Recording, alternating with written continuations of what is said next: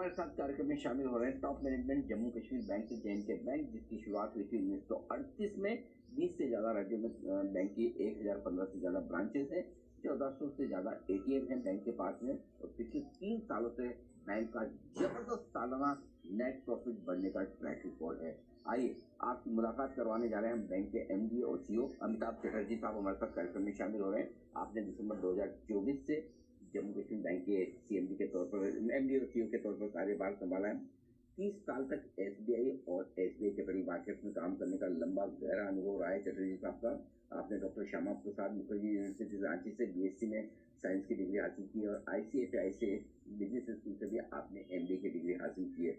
नतीजे आए कल बाजार बंद होने के बाद हर एक पैमाने पर नंबर बेहद शानदार दिख रहे हैं। भले नेट इंटरेस्ट इनकम में 1% की कमी हुई हो, लेकिन मुनाफा 11% बढ़कर आता दिखा है। प्रोविजनिंग होना तो छोड़िए, नेगेटिव होती दिखी, यानी कि रिवर्स प्रोविजनिंग हुई है। ये एक बड़ी इंटरेस्टिंग चीज है जिस पर बातचीत करेंगे। एसेट क्वालिटी में बहुत जबरदस्त सुधार आता दिखा है, 3% ग्रोथ लेवल पर और नेट लेवल पर 0.68%। आइए इन्हीं नतीजों पर विस्तार से बातचीत करते हैं चटर्जी साहब से। सर गुड मॉर्निंग, बहुत बहुत स्वागत है आपका जी बिजनेस पर, और धन्यवाद हमें समय देने के लिए। एक बार फिर से बैंक ने बेहद दमदार नतीजे पेश किए इस तिमाही में। सबसे पहले तो बताएं सर कि जो एसेट क्वालिटी, जहां आप कह भी रहे थे हम 0 NPA की तरफ बढ़ने की तैयारी कर रहे हैं धीमे धीमे, इस बार फिर से सुधार आया है, क्या कुछ खास कारण रहे इस एसेट क्वालिटी के पीछे? बहुत बहुत धन्यवाद ये मौका देने के लिए। एसेट क्वालिटी पे हमारे बैंक में पिछले 9-10 क्वार्टर से बहुत सीरियसली फोकस में काम हुआ है।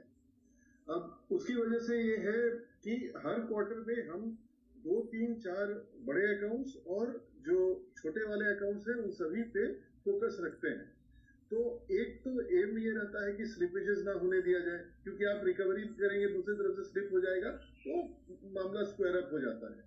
तो स्लिपेजेस को रोक के रखते हैं और हर क्वार्टर में ऑलमोस्ट 1 या 2 बड़ा अकाउंट, इस क्वार्टर में भी एक बड़ा अकाउंट हमारा रिकवरी पे आया है जो कि मोर देन 100 करोड़ का है, और उसकी वजह से हमारा वो फुल्ली प्रोवाइडेड था। तो आपने जो कहा प्रोविजन नेगेटिव हुआ है, तो वो उसका रीजन यही है कि उसमें 100% प्रोविजनिंग था तो वो रिवर्स हो गया। तो ये रीजन है कि हमारा फोकस पिछले 9-10 क्वार्टर से बहुत फोकस वे में NPA पे काम हुआ है और अब भी चल रहा है, और अभी भी हमारे पास पाइपलाइन है फ्यूचर में, अगले क्वार्टर में या अगले साल हम और अच्छा रिकवरी करके NPA को और नीचे ला सकते हैं। बहुत बढ़िया, तो NPA और नीचे लाने की तैयारी है ये, और शायद यही वजह आपकी प्रोविजनिंग भी नेगेटिव होती दिखी 26 करोड़ की, यानी कि आपने पुराने जो NPA हैं उनकी रिकवरी की है। लगभग हर तिमाही में ये ट्रेंड दिख रहा है, इसलिए आपकी क्रेडिट कॉस्ट भी 0 नजर आ रही है। जरा इसको समझाएं सर। देखिए, मैंने कहा ना कि फ्रेश स्लिपेजेस नहीं होता है तो एडिशनल प्रोविजनिंग की जरूरत नहीं होती है, पहली बात। और दूसरी बात है कि पुराने NPAs जो ऑलरेडी प्रोवाइडेड है, आप देखेंगे हमारा प्रोविजन कवरेज रेशियो जो है वो 90% से ऊपर हमेशा से रहा है। तो जहां पे फुल प्रोविजनिंग किया हुआ है और वो रिकवरी फुल्ली आ गई हमारे पास में, तो ऑब्वियसली वो प्रोविजन रिवर्स हो जाता है। तो इस वजह से क्या है, प्रोविजनिंग होता कम है और रिकवरी और रिवर्सल ज्यादा होता है। इस वजह से वो आपको क्रेडिट कॉस्ट नील दिखता है। बेसिकली क्रेडिट कॉस्ट नेगेटिव में है हमारा, और प्रोविजनिंग रिवर्स होता है, और ये हमको अपने प्रॉफिट में हेल्प करता है। तो ये है आपके लिए प्रोविजनिंग को लेकर पूरा का पूरा अपडेट। अब आइए सर, आपने जो पूरा टारगेट रखा है इस साल का, वो साल का टारगेट आपने ऑलरेडी लगभग 9 महीनों में अचीव भी कर लिया है। आपने 70% साल दर साल एडवांसेस की ग्रोथ का जो आपने टारगेट दिया था, आप उससे काफी आगे चल रहे हैं। क्या आप अगली तिमाही के लिए किसी तरह के टारगेट रिवाइज करना चाहेंगे, या वित्त वर्ष 2027 के लिए कुछ और टारगेट बढ़ाना चाहते हैं? कैसे देख रहे हैं आप?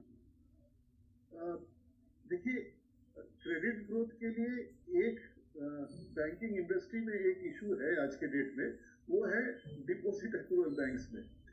अगर डिपॉजिट अप्रूवल सही तरीके से होता रहा, जैसे अभी हमारे पास में पिछले YOY 10% से ऊपर का ग्रोथ हुआ है, थोड़ा सा और इम्प्रूव हो जाए तो डेफिनेटली हमारा क्रेडिट ग्रोथ, हमने 12% का गाइडेंस दिया था मार्केट को, लेकिन ऑलरेडी हमारा YOY 17% का ग्रोथ हो चुका है।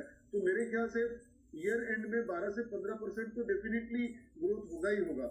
उससे इम्प्रूव भी कर सकता है, प्रोवाइडेड लास्ट क्वार्टर में जो नॉर्मल ट्रेंड रहता है डिपॉजिट्स का पूरी इंडस्ट्री में और हमारे बैंक में भी, अगर वो कंटिन्यू किया तो डेफिनेटली हमारा अगर मैं कहूँ 15% तो रिवाइज रहेगा ही गाइडेंस।